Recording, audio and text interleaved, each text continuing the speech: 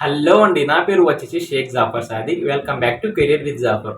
మీరు కూడా ఒక బీటెక్ ఫస్ట్ ఇయర్ స్టూడెంట్ అయితే ఈ వీడియో మీకోసమే. ఈ వీడియోలో నువ్వేం చెప్పాలి అనుకుంటున్నావు బ్రో అని అంటే, ఈ వీడియోలో నేను ఫస్ట్ ఇయర్ నుండి ఫైనల్ ఇయర్ వరకు మీరు ఏమేం చేయాలి, ఏమేం తెలుసుకుంటూ ఉండాలి అనేది ఈ వీడియోలో నేను కంప్లీట్‌గా బేసిక్ పాయింట్స్‌తో ఎక్స్‌ప్లెయిన్ చేస్తాను.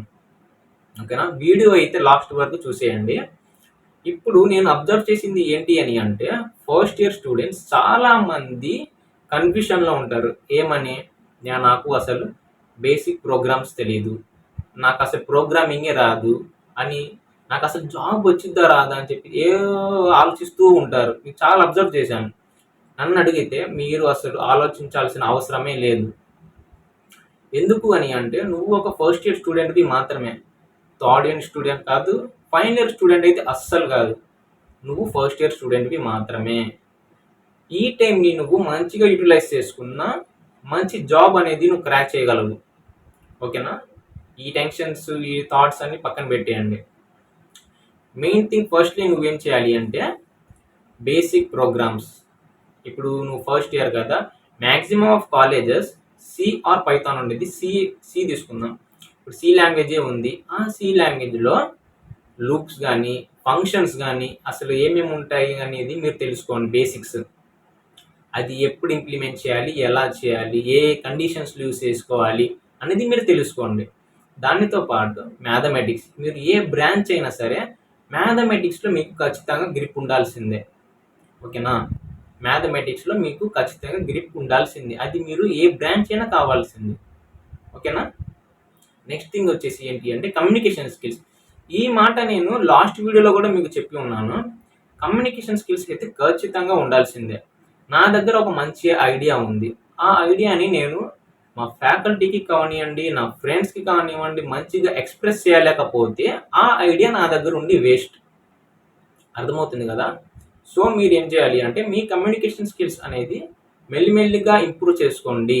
మీరు ఫస్ట్ ఇయర్ స్టూడెంట్ మాత్రమే. నేను మళ్ళీ గుర్తు చేస్తున్నాను. ఓకేనా? మీకు చాలా టైం ఉంది. నెక్స్ట్ వచ్చేసి ఏంటి అంటే మీ కాలేజెస్‌లో క్లబ్స్ కానివ్వండి, హ్యాకథాన్స్ కానివ్వండి, టెక్ ఈవెంట్స్ కానివ్వండి కండక్ట్ చేస్తూ ఉంటారు కదా! వాటిల్లో మీరు పార్టిసిపేట్ చేస్తూ ఉండండి. సర్టిఫికేట్స్ కోసం అయితే ఖచ్చితంగా చేయొద్దు. ఓకేనా? సర్టిఫికేట్స్ కోసం అయితే ఖచ్చితంగా చేయొద్దు. మీ మైండ్ సెట్ ఎలా ఉంది? మీ గ్రోత్ ఎలా ఉంది? యాస్ ఎ పక్కనోళ్ళతో కంపేర్ చేసుకుంటే నువ్వు ఎలా ఆలోచిస్తున్నావు అనేది మీరు తెలుసుకోండి అక్కడ. ఓకేనా? సీనియర్స్‌తో ఇంటరాక్ట్ అవ్వండి. అప్పుడే మీరు ఇంకా మంచిగా అసలు మీరేం చేస్తారు? ఎలా చేస్తారు? అనేది మొత్తం తెలుసుకోగలరు. ఓకేనా? నెక్స్ట్ వచ్చేసి ఏంటి అని అంటే టీమ్ వర్క్ తెలిసుండాలి. టైమ్ మేనేజ్‌మెంట్ తెలిసుండాలి. ప్రాబ్లమ్ సాల్వింగ్ టెక్నిక్స్ తెలిసుండాలి. ఓకేనా? ఇవన్నీ మీకు ఎప్పుడు యూజ్ అయిద్ది ఏంటి అంటే ఇంటర్వ్యూ చేసేటప్పుడు. ఓకేనా? ఇప్పుడు నేను చెప్పే పాయింట్స్ అన్నీ ఫస్ట్ ఇయర్‌లో మీరు ఖచ్చితంగా చేయాల్సిందే. ఇవి అన్నీ యూజ్ చేసుకొని మీరు ఫస్ట్ ఇయర్‌లో ఒక చిన్న మినీ ప్రాజెక్ట్ అయితే క్రియేట్ చేసుకోండి. చిన్నది ఒక ప్రాజెక్ట్ అయితే చాలు. ఓకేనా? ఇది ఫస్ట్ ఇయర్‌కి రిలేటెడ్. ఇప్పుడు మీరు సెకండ్ ఇయర్‌లో ఎంటర్ అవుతారు. సెకండ్ ఇయర్‌లో ఎంటర్ అయిన తర్వాత మీరు మీ కోర్ బ్రాంచెస్‌కి, మీ కోర్ సబ్జెక్ట్స్‌కి మీరు వచ్చేస్తారు. ఆ సబ్జెక్ట్స్‌లో మీరు మంచిగా మార్క్స్ గెయిన్ చేసుకుంటూ మంచిగా మీరు ఇప్పుడు మీరు ఒక ఎలా అంటే ఇప్పుడు నేను పార్ట్‌గా ఉంది. నేను ఇప్పుడు వెబ్ డెవలప్‌మెంట్ చేయాలి అనుకుంటున్నాను. మీ సెకండ్ ఇయర్‌లో మీ ఫ్యాకల్టీ ఉంటారు. ఇప్పుడు మీరు కోర్ వైపు వచ్చేస్తారు కదా! మీ ఫ్యాకల్టీని కనుక్కొని, "సార్ నేను ఇలా చేయాలి అనుకుంటున్నాను సార్. మీరేమైనా సజెస్ట్ చేయగలరా సార్?" అని చెప్పి కనుక్కోండి. ఫ్యాకల్టీ అయితే ఖచ్చితంగా మీకు ఎక్స్‌ప్లెయిన్ చేస్తామనే ఉంటారు. మీరెళ్లి అడగాలి. వాళ్ళొచ్చి "నువ్వేం చేయాలనుకుంటున్నావు" అయితే చిన్న పిల్లల్లాగైతే అడగరనమాట. నువ్వెళ్లి ఫ్యాకల్టీని కనుక్కో. అవసరం నీది. ఓకేనా? వాళ్ళైతే ఖచ్చితంగా నీకు సజెస్ట్ చేస్తారు. తెలుసుకోవాలి. అలానే ఇప్పుడు ఫర్ ఎగ్జాంపుల్ నాకు యాప్ బిల్డింగ్ వైపయితే ఇంట్రెస్ట్ ఉంది. దానికి సంబంధించింది నేనేం చేయాలి? ఓకేనా? ఇది మొత్తం ఫస్ట్ ఇయర్‌లో చేసుకొని, దానితో పాటు ప్రాజెక్ట్స్ బిల్డ్ చేసుకో. ఫస్ట్ ఇయర్‌లో మినీ ప్రాజెక్ట్ ఒకటి చేసావు. దేని మీద? ఆ బేసిక్స్ మీద. సెకండ్ ఇయర్‌లో ఒక ప్రాజెక్ట్స్ బిల్డ్ చేసుకో. హ్మ్. ప్రాజెక్ట్ బిల్డ్ చేసుకున్నావు కదా! దానితో పాటు గిట్ హబ్ అనేది నువ్వు స్ట్రాంగ్ క్రియేట్ చేసుకోవాలి. నువ్వు బిల్డ్ చేసిన ప్రాజెక్ట్స్ అన్ని గిట్ హబ్లో ప్రజెంట్ చేసుకోవాలి. అర్థమైంది కదా? గిట్ హబ్లో పుష్ చేసుకోవాలి నువ్వు క్రియేట్ చేసిన ప్రాజెక్ట్స్. ఓకే కదా?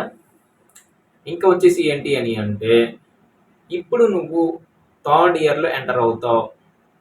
ఇక్కడ నీ లైఫ్ అనేది స్టార్ట్ అవుతుంది. ఓకేనా? థర్డ్ ఇయర్కి వచ్చేసినప్పుడు నీకు నీ గోల్ ఏంటో తెలిసిపోతుంది. నువ్వు అసలు ఏం జాబ్ చేయాలి అనుకుంటావో నీకు అర్థమైపోతుంది. ఓకేనా? ఇప్పుడు ఇక్కడ థర్డ్ ఇయర్కి వచ్చేసిన తర్వాత నువ్వు ఇప్పుడు ఫ్రెష్గా నేను ఫస్ట్ ఇయర్లో సెకండ్ ఇయర్లో నేను చేయలేదు కదా, థర్డ్ ఇయర్లో చేస్తాను అని చెప్పేసి నువ్వు ఇక్కడ స్టార్ట్ చేస్తే నీకు అసలు టైం అనేది అస్సలు ఉండదు.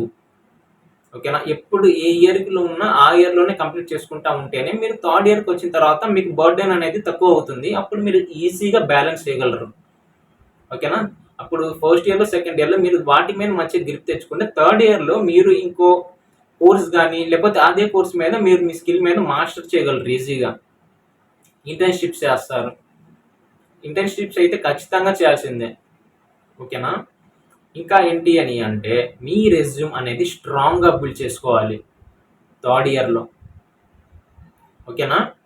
ఇంకా ఏంటి అని అంటే సొసైటీకి రిలేటెడ్గా ఉన్న ప్రాజెక్ట్స్ అనేవి మీరు థర్డ్ ఇయర్లో మంచిగా బిల్డ్ చేసుకోవాలి. అప్పుడే మీరు చాలా యూనిక్గా చాలా అట్రాక్టివ్గా కనిపిస్తూ ఉంటారు.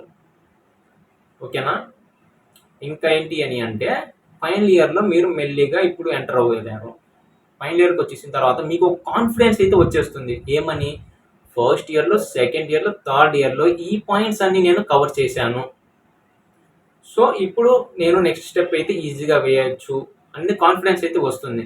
ఇవన్నీ కవర్ చేయకుండా ఇప్పుడు థర్డ్ ఇయర్ ఎండింగ్లో కానీ ఫైనల్ ఇయర్లో స్టార్టింగ్ కానీ తొందరగా రివైజ్ చేస్తానంటే ఖచ్చితంగా అయితే రాదు. మళ్ళీ ఏంటి అని అంటే మీరు ఫస్ట్ ఇయర్ నుంచి కానివ్వండి సెకండ్ ఇయర్లో కానివ్వండి నన్ను అడిగితే ఫస్ట్ ఇయర్ నుండి స్టార్ట్ చేయమండి అంటాను. ఏంటి అది అంటే లీడ్ కోడ్. లీడ్ కోడ్లో పైథాన్ కానివ్వండి జావా కానీ ఏదైనా కానివ్వచ్చు, మీరు ఒకటి చూస్ చేసుకొని దాని మీద ప్రోగ్రామ్స్ చేస్తూ ఉండండి. మ్యాక్సిమం ఆఫ్ ప్రోగ్రామ్స్ ఎవరు చేశారో వాళ్ళనే హైర్ చేసుకుంటున్నారు కంపెనీస్. అర్థమవుతుంది కదా? లీడ్ కోడ్ అయితే ఖచ్చితంగా చేయాల్సింది. మా ఫ్యాకల్టీ మమ్మల్ని కూడా అదే చెప్తున్నారు, లీడ్ కోడ్ చేస్తూ ఉండండి. కంపెనీస్ వాళ్ళనే హైర్ చేసుకుంటున్నారు. డిగ్రీ సర్టిఫికేట్ని ఖచ్చితంగా కాదు, నీ స్కిల్ని బట్టి నీ టాలెంట్ని బట్టి వాళ్ళనే హైర్ చేసుకుంటున్నారు, మార్క్స్ని బట్టి కాదు. అర్థమవుతుంది కదా? నీ మార్క్స్ని బట్టి నీకు జాబ్ రాదు, నీ స్కిల్ని బట్టి నీకు జాబ్ వస్తుంది, నీ టాలెంట్ని బట్టి నీకు జాబ్ వస్తుంది, నీ కాన్ఫిడెన్స్ని బట్టి, నీ కమ్యూనికేషన్ స్కిల్స్ని బట్టి. అర్థమవుతుంది కదా నేను చెప్పే పాయింట్స్? ఇవన్నీ నువ్వు ఫస్ట్ ఇయర్ నుండి స్టార్ట్ చేస్తేనే నువ్వు ఫైనల్ ఇయర్కి వచ్చిన తర్వాత నువ్వు ఈజీగా బ్యాలెన్స్ చేయగలవు. థర్డ్ ఇయర్కి వచ్చేసి ఫైనల్ ఇయర్కి వచ్చి 2 ఇయర్స్ నేను బ్యాలెన్స్ చేయగలను అని అనుకుంటే అస్సలు అవ్వదు. అర్థమవుతుందా నేను చెప్పే పాయింట్స్ అని ఏంటో?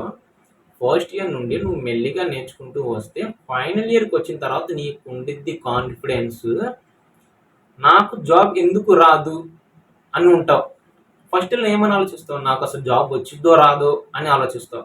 ఇప్పుడు నేను చెప్పిన పాయింట్స్ అన్ని మెల్లిమెల్లిగా ఇంప్లిమెంట్ చేసుకుంటూ వస్తే ఫైనల్ ఇయర్కి వచ్చిన తర్వాత నాకు జాబ్ ఎందుకు రాదు అనే థాట్లో ఉంటావు నువ్వు.